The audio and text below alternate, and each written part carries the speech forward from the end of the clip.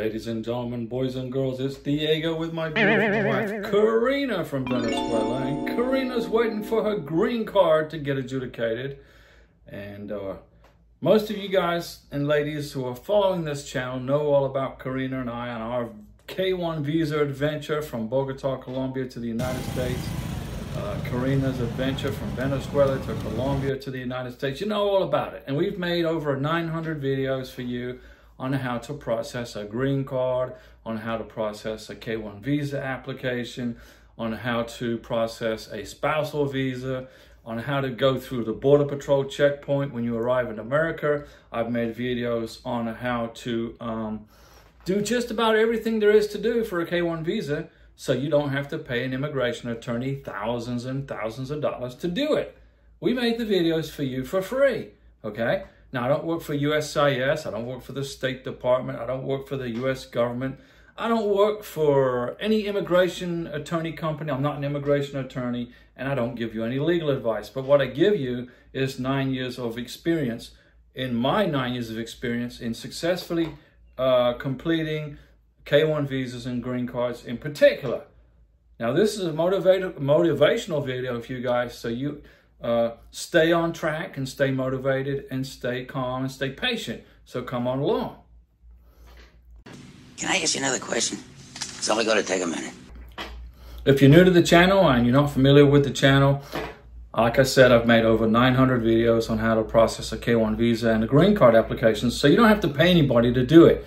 You know, it's an easy process as long as you pay attention to detail, you pay attention to what you're doing, and you don't make any typos on the forms.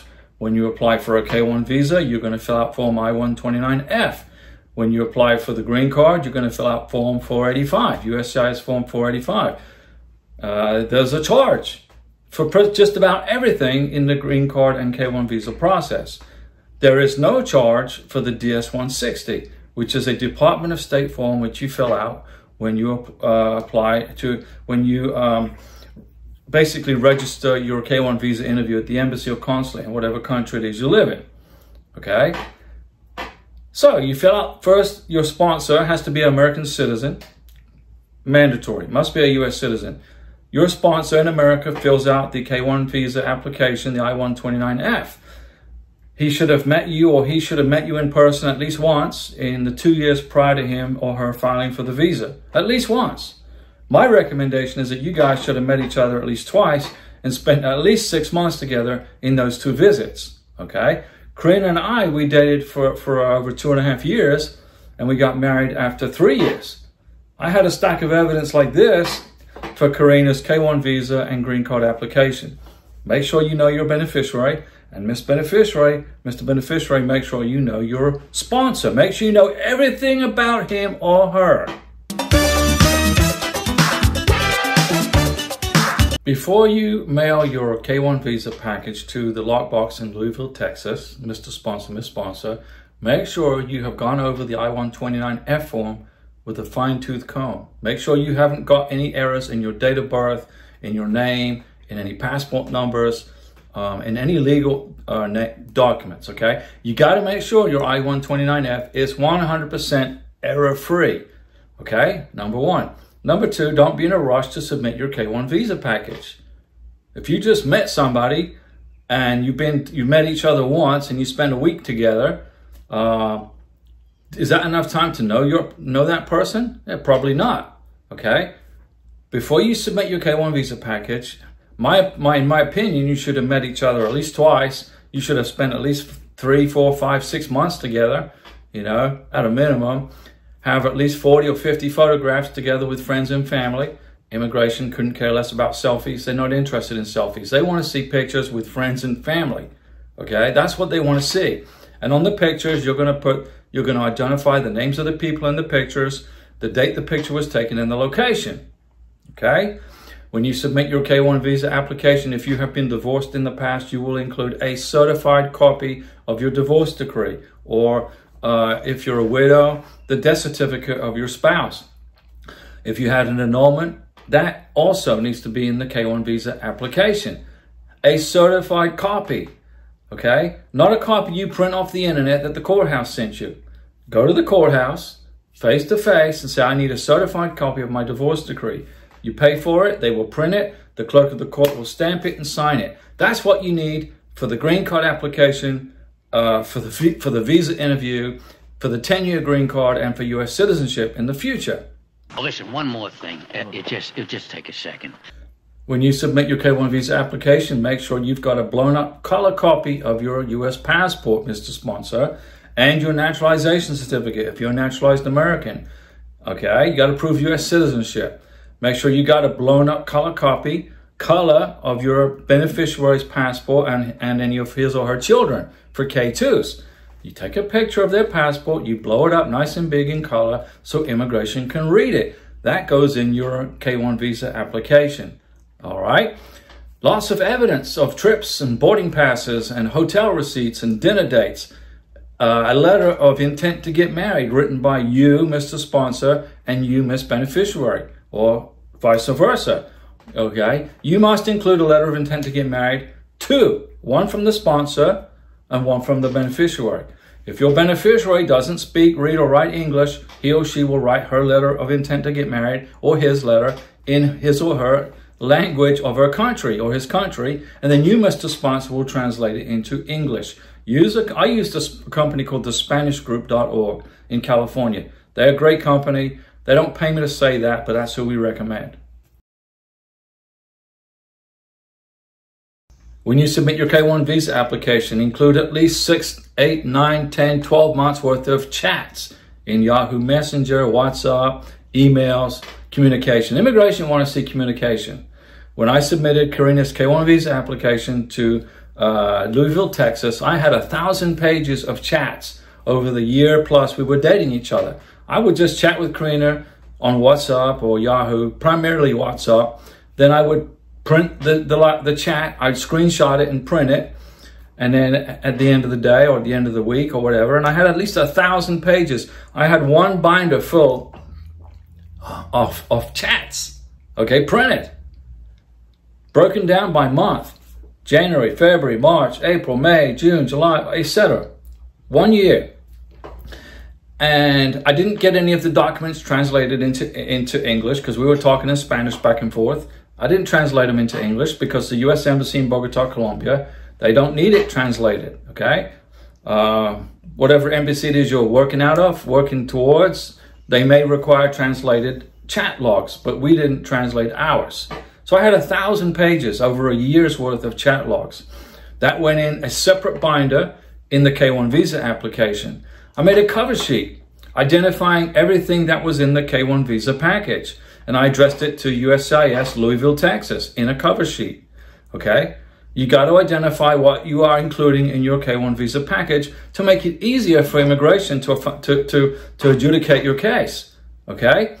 And the easier it is for them, the quicker it is for you to get an approval, okay? That's what you got to do. Put a cover sheet together.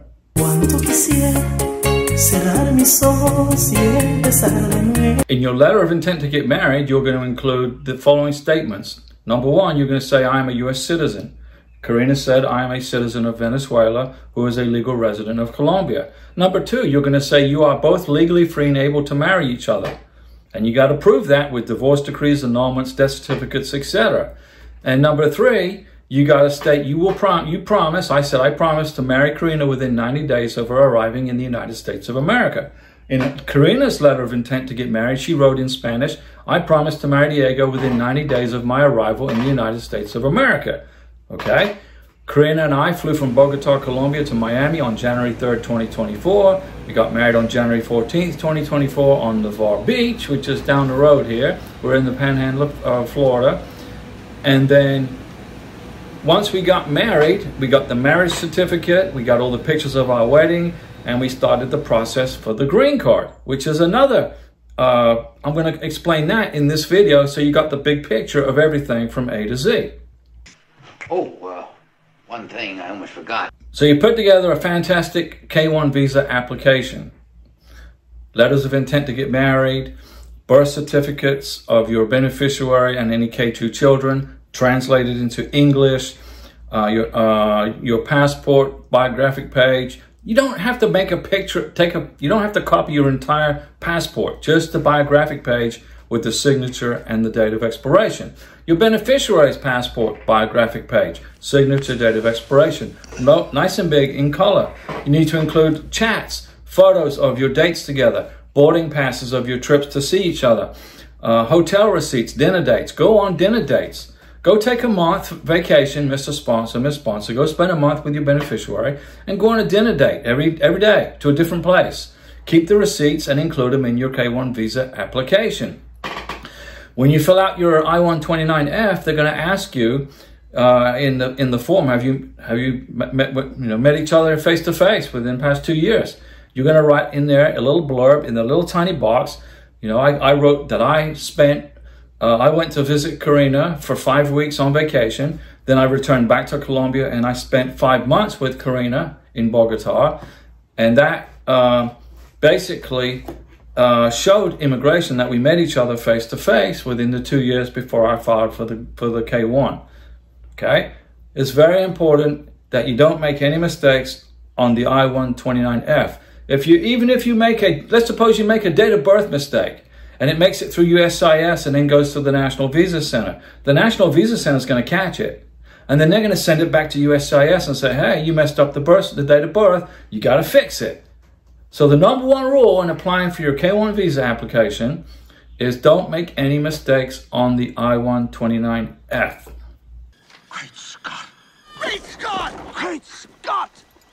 Go to Office Depot, buy binders or buy 2 or 3 binders, get document protectors, and use and submit your K-1 visa application to Louisville, Texas in binders and document protectors. That will protect your K-1 visa package while it sits at USCIS. It's going to go to a service center. It could go to Nebraska. It could go to California. It could go to Texas. Wherever the Louisville, Texas consular officers decide to send it, that's where it goes. Okay? You don't have any control over where your K-1 visa application goes.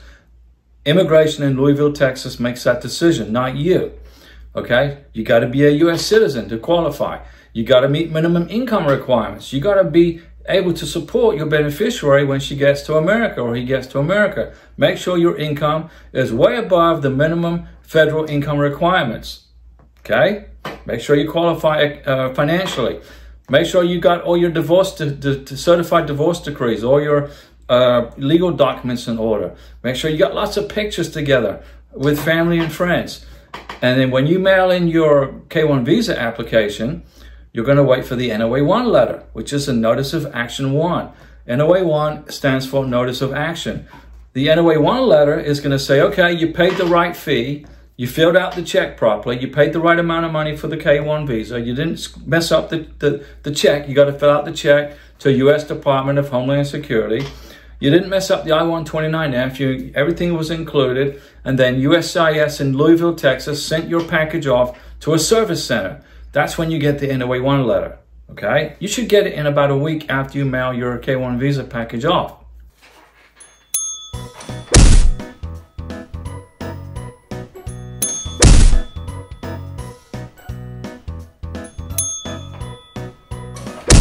Once you've mailed off your K-1 visa package, you're going to wait about 6, 7, 8 months and you're going to get an NOA-2 letter, which is a Notice of Action 2. What is that? That's the approval of your K-1 visa, or it could be a denial.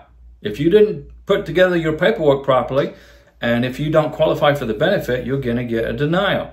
If you've got any court records, if you've got any police records, include them in the K-1 visa application. Go to the courthouse, get all your court records printed and certified by the clerk of the court, and explain what your criminal history is.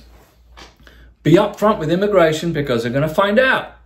They're going to find out. It's better you just tell them right away. So you get your NOA-2 letter and it says, okay, your K-1 visa has been approved. Now what happens? Now you're going to wait for your K-1 visa package to get mailed to the National Visa Center in New Hampshire. It could take 2 months, 3 months. It all depends on how busy the embassy is in whatever country your beneficiary lives in.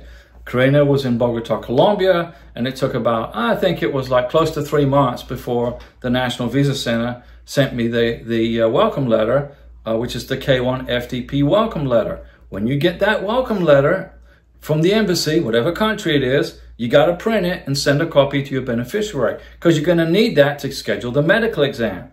All right? So the National Visa Center has got your approved K1 visa. You've got an NOA-1 letter and you've got an NOA-2 letter in your hand. Make sure you don't lose those letters. You're going to need the NOA-2 letter when you process your green card application. You need to bring the NOA-2 letter, a copy of it, to the K1 visa interview at the embassy or the consulate. The NOA-2 letter is your lifeline. On the NOA-2 letter, you're going to find your alien registration number, your new alien ID number, if you want to call it that. Karina was issued an alien registration number. Okay, now she's not an alien, she's not an extraterrestrial. She's classified as an alien, and they gave her an alien number. It's on the NOA-2 letter. You're going to use the alien number when you fill out the form I-134, which is the Declaration of Financial Support used when you go to the visa interview. Okay? Your sponsor will fill out form I-134, Declaration of Financial Support, and that will be handed off. The original form will go to your beneficiary, not a copy, not a PDF copy, not a Xerox copy. The original I-134, wet ink, black, signed and dated. I filled out the I-134 here in Florida, and then I flew to Bogota, Colombia, and gave it to Karina. She had it in her hand. Very important. Financial documents. 3 years worth of tax returns, tax transcripts, W-2s, 1099s. 1099s if you're self-employed. More than likely, you're going to have a W-2. A letter from your boss saying where you work, how long you've been there, how much money you make. 6 months worth of pay stubs, 12 months worth of bank statements. You got to bring all these financial documents in a separate file to your embassy interview. Mr. Beneficiary, Miss Beneficiary. So immigration can see you qualify financially.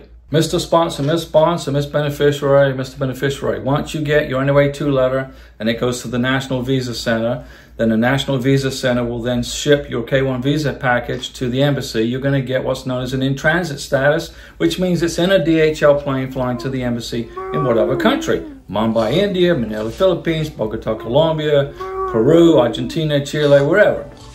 Wherever it is that you live. You're going to get the in-transit status, and then you're going to get the ready status from the embassy once the embassy receive it. But does that mean they're ready for you to process the green card? The K1 visa? No.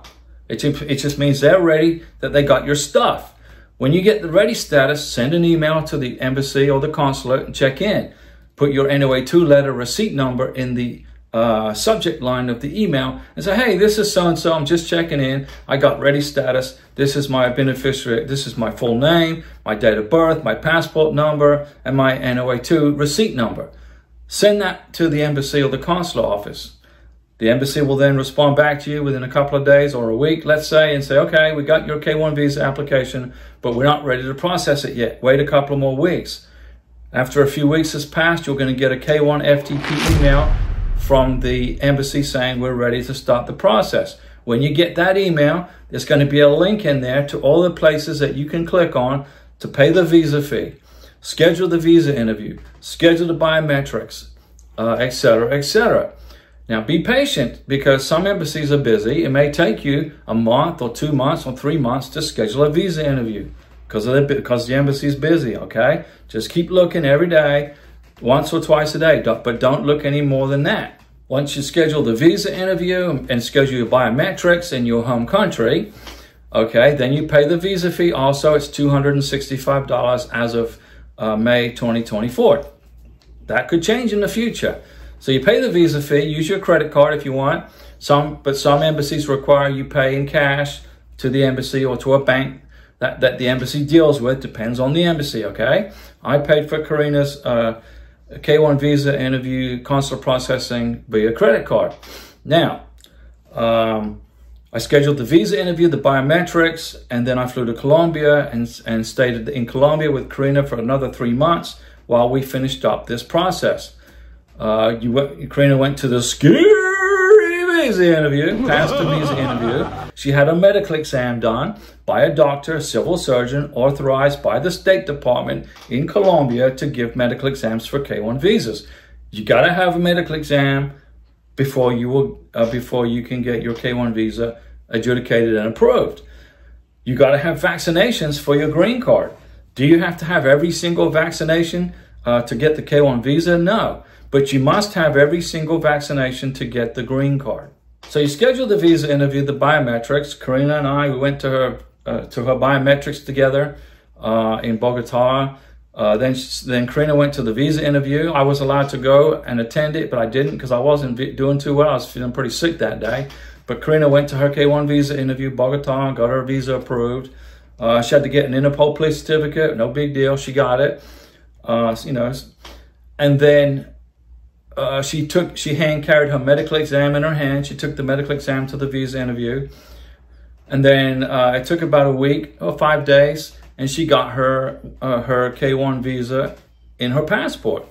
We got ready. We got approved status, issued status. We went down to downtown Bogota, picked up her K1 visa. I checked her passport to make sure there's no spelling mistakes on her name in the K1 visa. We got it in December of 2023, and in January 3rd, we flew to Miami. Now remember, the K1 visa is good for 6 months from the date of the medical exam. So Karina got her medical exam in November of 2023. On November 8th, she had her medical exam, 2023. And that's when the K1 visa time clock started for Karina for 6 months. Okay? You cannot enter the United States with an expired medical exam. Even if your green card is still good, even if your K1 visa is still good, it's still got another 2 months on it. If your medical exam is expired, they won't let you in the country. So the clock starts on the day of the medical exam. We flew to the United States, to Miami. We drove up here to the Panhandle of Florida. We got married, and then we processed the green card application. Okay? That's the basics of this whole thing. You go from K1 visa to green card. You go from NOA 1 to NOA 2 to National Visa Center welcome letter to the embassy packet 3, packet 4 email, to the visa interview, to the medical exam, to the biometrics, and then you come to America, you get married, and then when you get married and you apply for the green card, immigration schedules the biometrics, not you, Mr. Sponsor, Miss Beneficiary. Are you legal to be in this country? Si, senor. Okay, I have my green card. So this is the basic overview of the K1 visa for success. To be successful, you can't make any mistakes on the paperwork, which is basically paying attention to detail. When you apply for the K1 visa or the green card, make sure you got passport photos for the application. You can also apply for a work permit with your green card or advanced parole. I don't recommend it. I recommend you just apply for your green card. Don't waste your money on the work permit. Don't waste your money on your advanced parole. Once you come to America, make your life in America. Why do you need advanced parole? Why do you want to go back to the country you just came from right away after you just got here? I mean, seriously? Don't do it. Come to America, get married, and live here.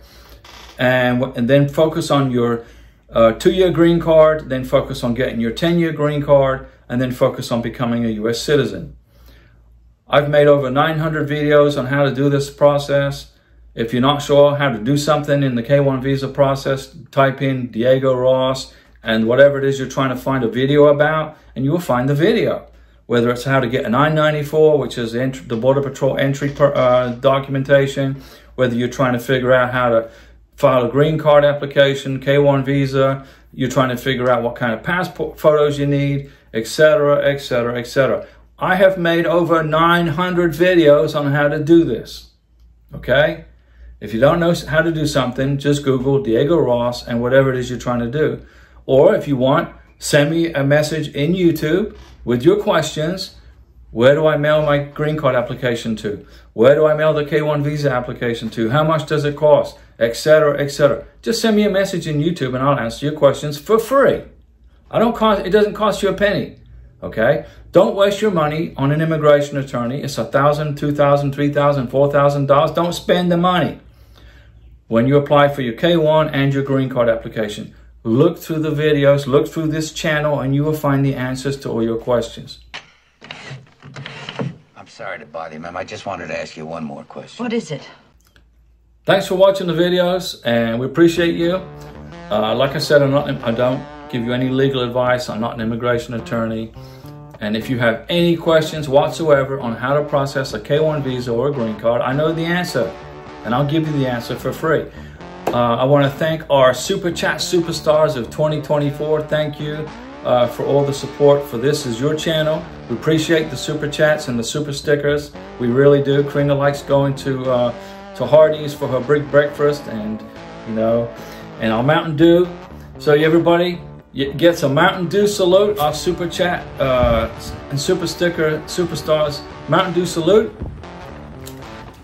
I do a live stream Mondays, Wednesdays, and Saturdays at 6 p.m. Assuming my computer is working properly and the internet's connected properly. We will see you at the next live stream. Thank you, Super Chat Superstars. We'll see you. We appreciate you guys. And like I said, if you got any questions, I don't care what it is, there's no such thing as a stupid question. See you at the next live stream, Mondays, Wednesdays, and Saturdays at 6 p.m. Central Time.